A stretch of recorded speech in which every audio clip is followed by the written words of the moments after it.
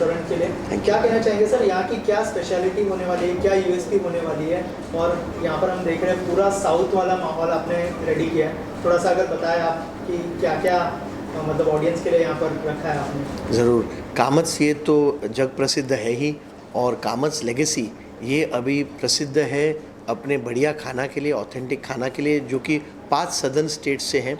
और माहौल भी तो बनाया है, लेकिन खाना भी बहुत ही बढ़िया है।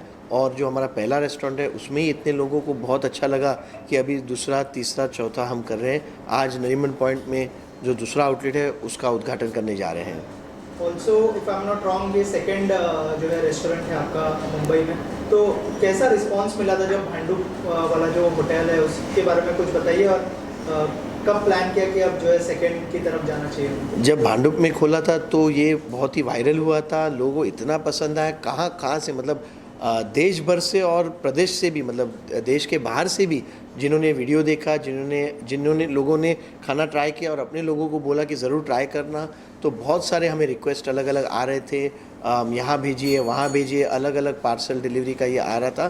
तो it was a different thing all together. और उसी के चलते हमने आज नरीमन पॉइंट, जो कि ओल्डेस्ट बिजनेस डिस्ट्रिक्ट है बॉम्बे का और शायद देश का, वहाँ पर भी शुरुआत की है। Also sir, only south Indian food यहाँ पर मिलेगा या फिर बहुत सारी क्यूजीन्स देखने मिलेगी? क्योंकि ये जो एरिया है यहाँ पर साउथ बॉम्बे से कहा जाता है और बहुत सारे लोग यहाँ पर रहते हैं अलग अलग, तो क्या अलग अलग क्यूजीन ही होगी या फिर सिर्फ साउथ फूड यहाँ पर मिलेगा?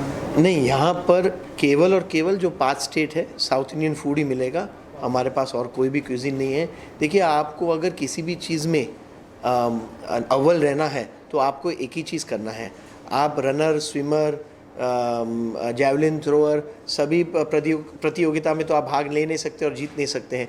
आपको एक ही में चीज़ लेना है और उसी में मास्टरी करना है। और कामत्स पहले से ही साउथ इंडियन में वर्ल्ड फेमस है, तो हमने उसी चीज़ को और अच्छी की है कामत्स लेगेसी के साथ। ऑल्सो कस्टमर्स जो है 3 चीज़ें देखते हैं, फूड तो यहाँ का अच्छा है ही, लेकिन आपसे जानना चाहूँगा कि हाइजीन का कितना ध्यान रखा है और सर्विस के बारे में अगर कुछ बताया कि सर्विस के ऊपर कितना ध्यान दिया गया है। हाइजीन तो ऑफकोर्स कामत्स आपने कहा तो हॉट, हेल्दी और हाइजीनिक फूड तो आता ही है, पर साथ ही यहाँ जैसे आप देख सकते हैं आज मैं पूरे थीम में हूँ। हमारी जो स्टाफ है, आप ये एकमात्र रेस्टोरेंट है जहाँ पर आप केले के पत्ते पे खाते हैं इन द ट्रेडिशनल स्टाइल। हम इनकरेज करते हैं कि जिस तरह से हमारी संस्कृति है कि आप हाथों से खाएं, उसी पे हम फोकस करते हैं। अलग अलग चीज़ें, हेल्दी बहुत आइटम्स हैं, जैसे रेड राइस पायसम यानी लाल चावल, जो कि नॉर्मली लोगों को लगता है खाली गाँव में मिलता है, वो यहाँ पर है। तो ऐसे बहुत अन्य चीज़ें जो आपको मिलेगा और लोगों को बहुत पसंद है ये चीज़ें। ऑल्सो जैन फूड भी आपने स्टार्ट किया, तो उस बारे में कुछ बताइए कि क्या थॉट प्रोसेस था उसके? नहीं, तो जो जैन फूड है, जैन लोगों को भी साउथ इंडियन खाना बहुत पसंद है, जैसे कि सब लोगों को पसंद है। लेकिन उनके जो बिलीव्स है, जो उनका जो विश्वास है, उसके अनुसार जो कांदा, लहसुन और जो बाकी चीज़ें नहीं यूज़ होनी चाहिए, तो कुछ चीज़ों को हमने ऑल्टर करके हमने जैन फ्रेंडली फूड्स भी बनाए हैं। जैसे आलू भाजी मसाला डोसा के बजाय हमारा जो कच्चा केला है उसमें यूज़ होता है, या फिर अन्य ऐसी चीज़ें हैं जहाँ पर हमने उनका ख्याल रखा है।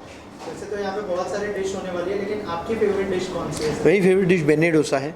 बेन्ने मतलब वाइट बटर, और ये बहुत ही यूनिक डोसा है जो कि वाइट बटर से पूरा बैटर बनाया जाता है और खाने के साथ भी आप वाइट बटर के साथ, यानी जो हम महाराष्ट्र में लोनी कहते हैं, उसके साथ आप खाते हैं।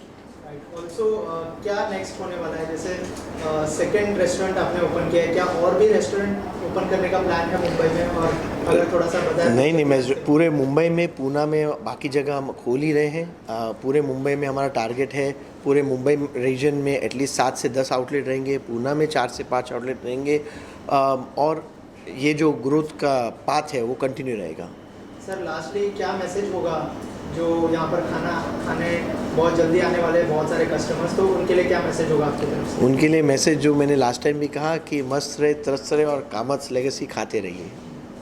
सर एक और सवाल, अभी आपने आपके होटल के बारे में बताया, अभी जरा इंडस्ट्री के बारे में बताइए। होटल और हॉस्पिटैलिटी इंडस्ट्री को बढ़ावा देने के लिए गवर्नमेंट से आपकी क्या मांगे हैं? देखिए, क्या है कि बहुत कम लोगों को पता है कि जो सर्विस इंडस्ट्री है, यानी होटल्स, रेस्टोरेंट, हॉस्पिटैलिटी, जो ट्रैवल एंड टूरिज़्म इंडस्ट्री है, ये भारत के और अन्य देशों के जीडीपी का तो बहुत बड़ा हिस्सा है, पर भारत के ही 10% एम्प्लॉयमेंट आज ये सेक्टर में काम करते हैं। और ये ऐसी सेक्टर है जहाँ पर अगर गवर्नमेंट ने ध्यान दी तो एम्प्लॉयमेंट की जो समस्या है, बाकी चीज़ों की जो समस्या है, ग्रोथ की जो समस्या है, ये बहुत अच्छा हो सकता है, क्योंकि इसमें आपको कोई भी टाइप की पेपर डिग्री, पेपर क्वालिफिकेशन की ज़रूरत नहीं है। बढ़िया सर्विस, बढ़िया चीज़ें ये हमें छोटे से सिखाया जाता है, लोगों से बात करना, चीज़ों के हिस्ट्री, अगर आपको आपके कल्चर और हिस्ट्री को रिटेन करना है तो होटल, रेस्टोरेंट, ट्रैवल, टूरिज़्म ये सबसे बढ़िया इंडस्ट्री है। और आज अफसोस से कोविड के बाद देश में आने वाले दिनों में जिस तरह से एम्प्लॉयमेंट की संकट है, हॉस्पिटैलिटी इंडस्ट्री में, रेस्टोरेंट इंडस्ट्री में, एयरलाइन इंडस्ट्री में नियरली 30 से 50% जॉब्स जो है वो वेकेंट है, यानी रिक्वायरमेंट है, लेकिन स्किल के अनुसार लोग मिल नहीं रहे हैं। तो जो स्किल इंडिया वगैरह जो चीज़ें हैं, अगर उनको थोड़ा और फोकस किया जाए स्पेशली इस सेक्टर पे, तो लोगों के लिए और जो हमारे जो यूथ है और जो सीनियर भी है उनके लिए बहुत फ़ायदा हो सकता है। ये ऐसे सेक्टर है जहाँ पर एज की भी कोई लिमिट नहीं है। ऐसे नहीं है कि आपको 50 या 60 पे रिटायर होना है। बहुत सारे ऐसे डिपार्टमेंट है, अकाउंट्स हो गए, कैशियरिंग हो गए, बहुत सारे डिपार्टमेंट है जहाँ पर नॉन फिजिकल काम के साथ भी आप कंटिन्यू कर सकते हैं।